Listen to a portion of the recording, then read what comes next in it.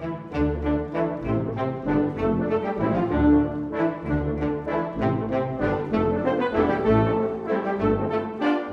I'm Colonel Jason Fettig, and I'm so delighted to welcome you back to the John Philip Sousa Band Hall to listen to the marvelous musicians of the President's Own United States Marine Band.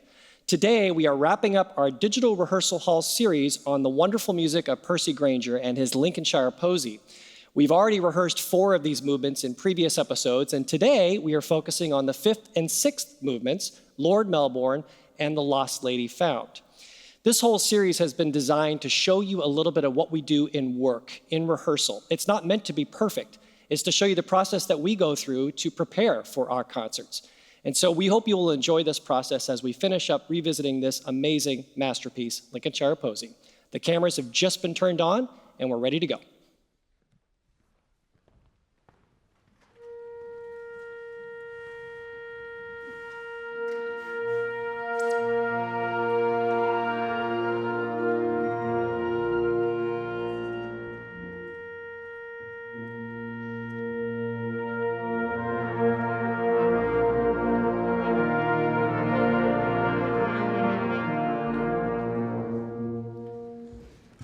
Okay, the beginning of Lord Melbourne, just a good solid forte, not too much here at the beginning.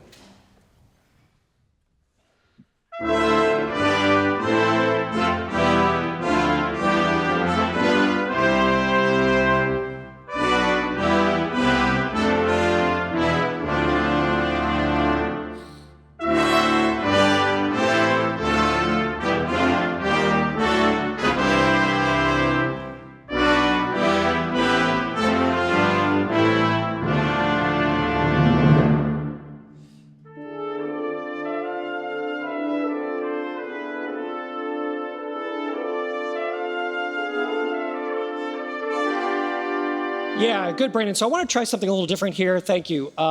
Because it's lively and the tempo marking is really marked at 100, a lot of times this second iteration of the theme is done relatively slow, almost kind of a lament of some sort. But I think the opposite is actually intended by Grainger. So we're going to try to do that now. It's a tempo that's actually similar to the 4th variation that comes in just a little bit. So ba-dee-da-dee-da-dee-da-da-da-dee. Totally different character. Horns, you can join me here. This is right on 2. Here we go. 1, and.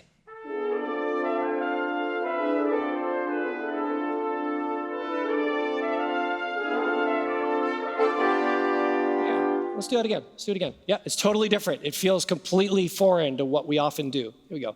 1 and 2.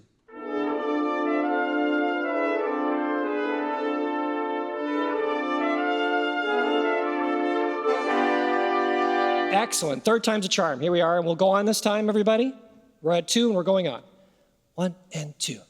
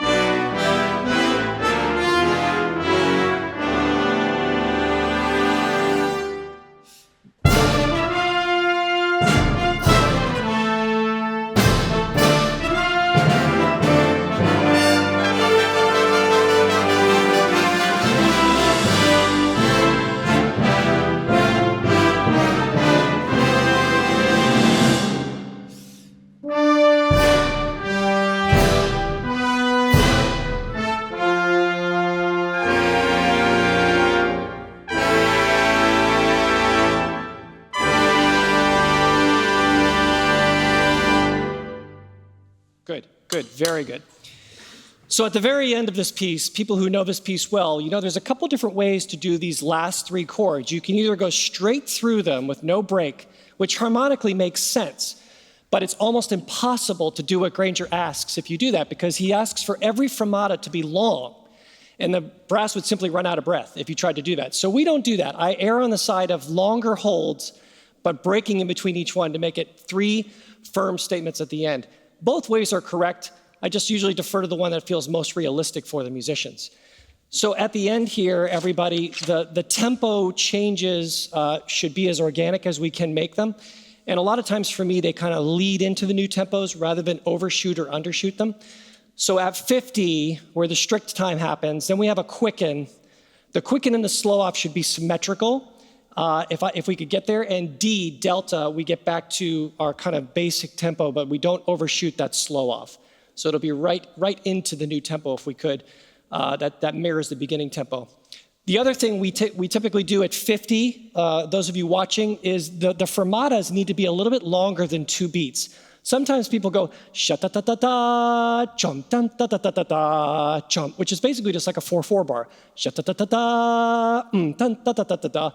I don't think that's what Grainger intended. He wanted it to be out of time, which means you have to hold it a little bit longer than those 2 beats to feel like it's a little off kilter. Let's go back to C, please. The reprise of the free time, right at C. And as always, ladies and gentlemen, not too much bite on these. The chords themselves are the show, not so much the hammering. So peep, ta, ti, ta. Roundish accents, I think, is appropriate here. Right at C. 3.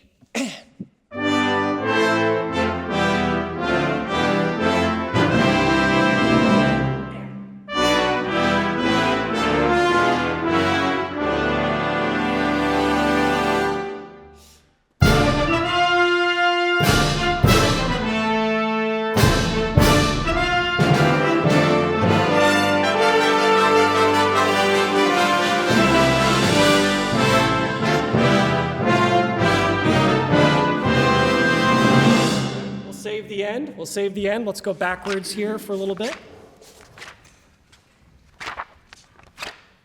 Let me have, please, this central variation. This is pickups to measure 36 with the oboe and piccolo. So again, if we look at the metronome marking, it's 92. So we have habitually, all bands really have habitually gotten a little too slow, a little too lugubrious on this. So I think dee-dee-da-dee-da-da-da-da-da. It's a little bit more tongue-in-cheek sprightly, even though it's all smooth. Can we try that?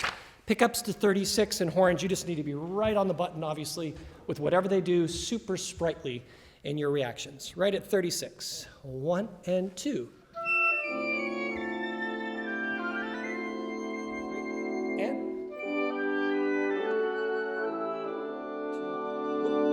Got all the right notes there. C sharp, A natural, and E, right? D major. One more time. 1 and 2.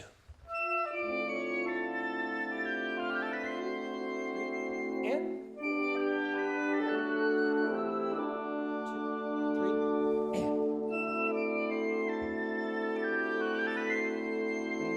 and. That's it. That's it. Fantastic. That's really good, horns. Thank you very much. And then second and third horn, pickups to 40. I think you can be even a little more forward with your, just go after it so that it really feels like a real change there. Thank you, Trevor and Courtney. Beautiful. Let's back up even further, please, to 14. This is the first variation here at 14, or second variation, really. A little bit softer for everybody. So the maximum dynamic here is like mezzo forte, nothing greater than that. So let's be a little less kind of aggressive with this overall. 14, 3 and 4.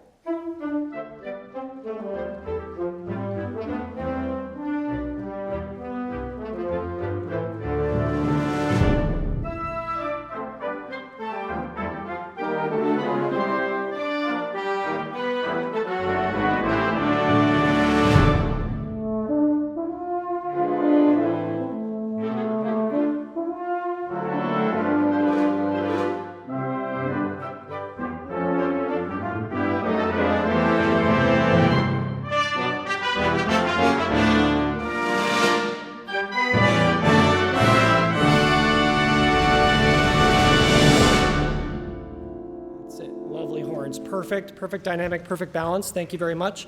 So I actually probably am slowing down even more than I want to at 33. Da-dee, da-dee, da-da-da. I think we keep that in 2 so that it doesn't overdo it before we get to the second part. I think that's one of the reasons why that next variation is slow, is because we slow down too much. That's my fault. Let me fix that next time around. The other thing, which is a subtlety but is really important, is 28 into 29. Beat up, beep ba ba da da da da da. We have a little 6/8 bar, quasi 6/8 bar that's inserted here, trumpets in the last beat of 28, in the 3/8 of 29. And a lot of times that gets overshadowed by ba ba ba ba. So the ba ba ba ba, the chromatic descending eighth notes, a little less, and a little bit more of the melody all the way up to the top note, so we get that feeling of the hemiola that happens there. Small detail, but an important one. Let's catch a little bit of that again, and we'll go on this time. 24, pickups to 24 mark, please. Very beautiful. 1, 2, and I'm sorry. Let me give you 3 beats. 1, 2, 3.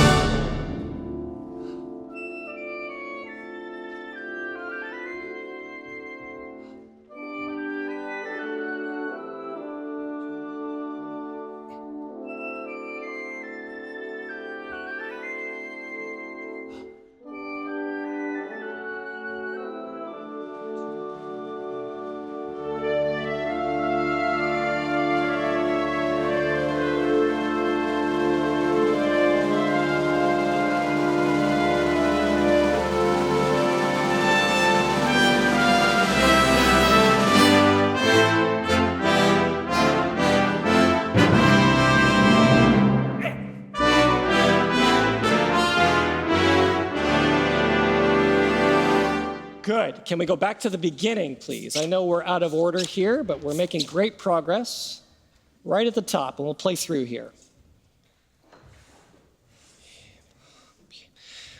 One of the things that's interesting about this score, those of you who know it, is that Grainger indicates that every note of this free time stuff that happens in the brass 3 different times should be marked with a downbeat.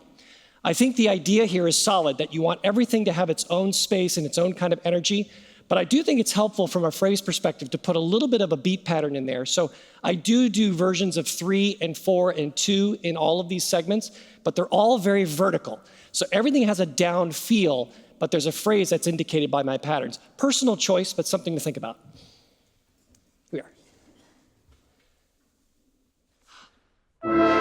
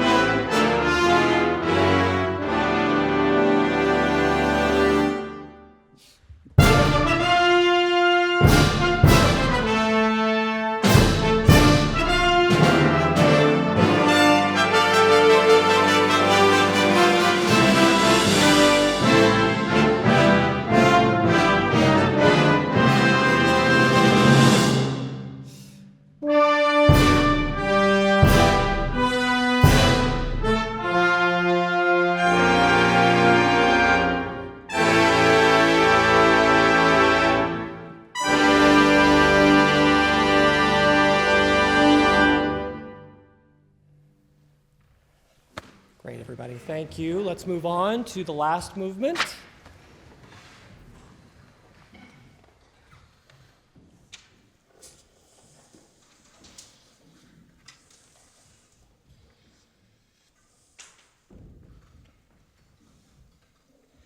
So as we get ready to read through this and rehearse a little bit, there are 8 iterations of this tune. A very simple folk tune, starts out very simply and then gets a little bit more elaborate each time.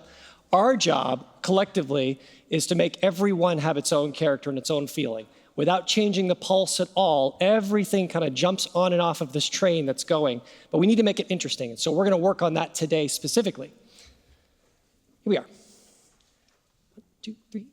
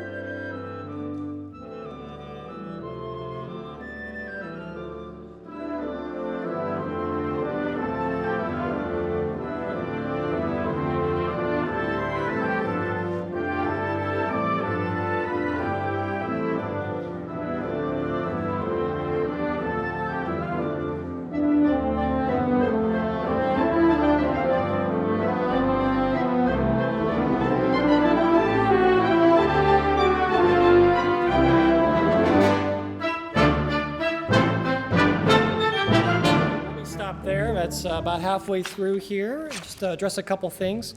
The first thing is universal. At the end of every phrase, whether it's mostly it's a quarter note, sometimes it's got an accent over it. Let's make sure we don't clip that too short. Sometimes it's a dotted quarter, like in 93.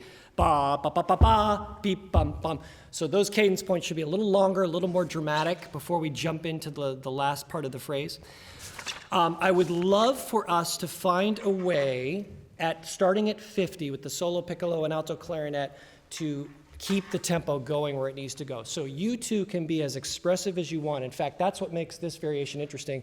It's a little bit more of a song than a dance here, but if we can keep it going, and you're just as responsible as saxophones too. So second alto and tenor, be-da-dee-da-dee-da. The quarter note has to be glazed over. It's got to go into the half note every time, be-da-dee-da-dee-da-dee-da. And that'll push them forward as well. The key, of course, as we all know, is by the time we get to 82 and the clarinets come back in with the articulated version, they're not any slower than they were at the very beginning. And inevitably, sometimes we are, right? So let's see if we can fix that right now. Let's take that phrase, 50, please. Right at 50. So this is expressive, but not changing the tempo. Here we go. 1, 2, 3, 1, 2.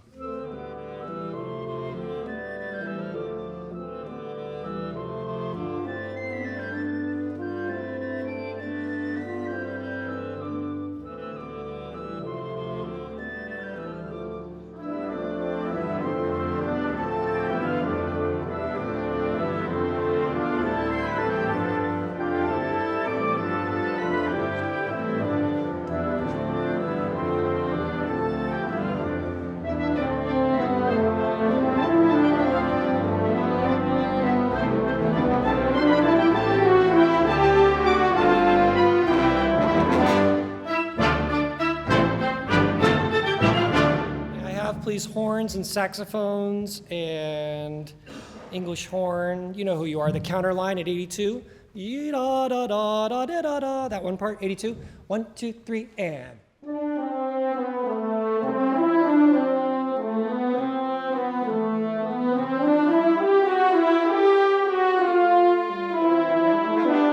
That's it. That's gorgeous. So,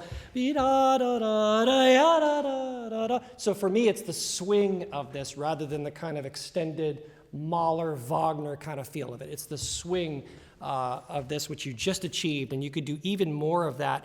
I'd actually like you to start it softer and have more of the swell. So the bass dynamic is mezzo piano, so we don't cover up the main theme, but then you have these moments where you come and take over for a beat or two. Let's try everybody there at 82.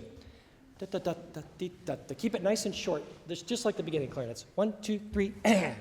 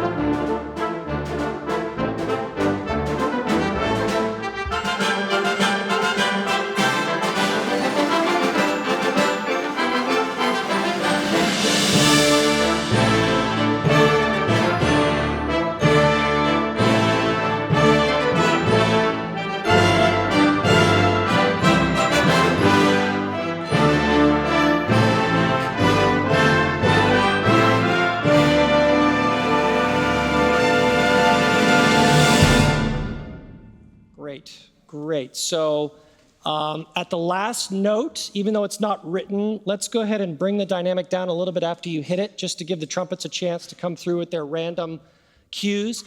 Yum, ba, ba, ba, be, ba. Just not a forte piano, but just a little easing, slackening it, and then bring it back up.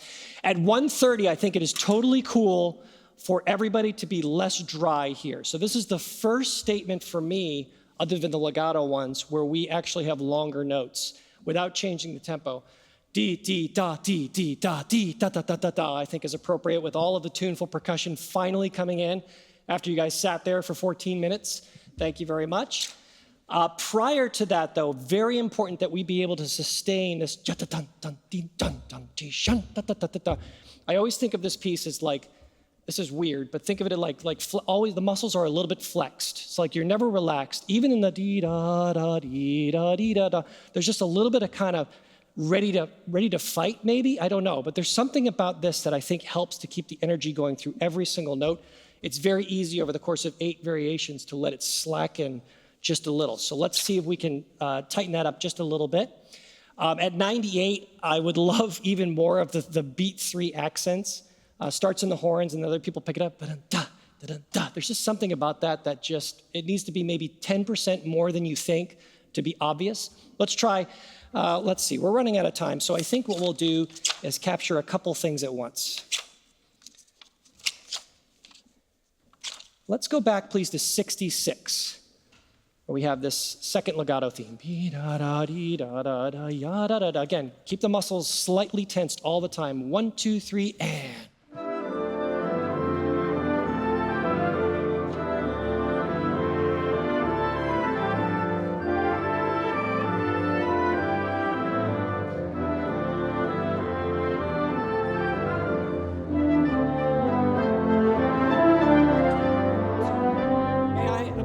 Thank you very much. May I just hear this recap of the main theme? 82, just clarinets and flutes, please, or whoever has. Da, da, da, da, dee, right here. 1, 2, 3, and.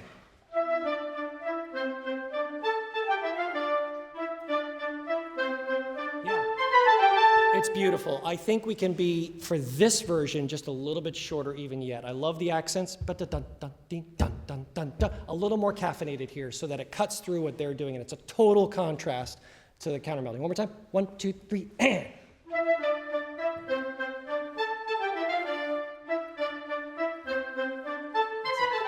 That's it. It sounds a little unmusical in isolation, but I think when we put it together, it's going to work just fine. 82, everybody.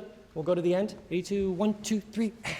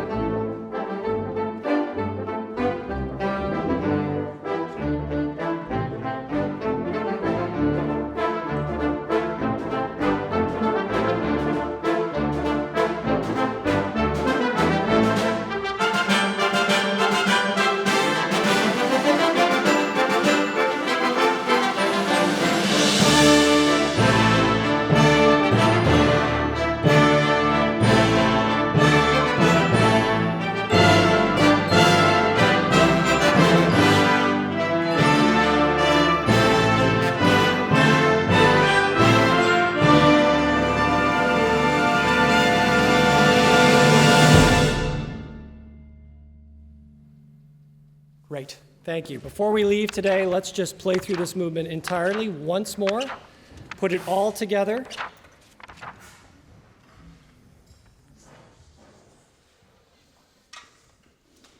Now for this run through, after we've worked on it a little bit and all of the things that we've gotten are being solidified, I'm gonna try my best to back off a little bit and let the band just play and just heighten and bring out the things that maybe need to happen in the moment. But that's my job now, is to let them do their job and not get in the way. Here we go.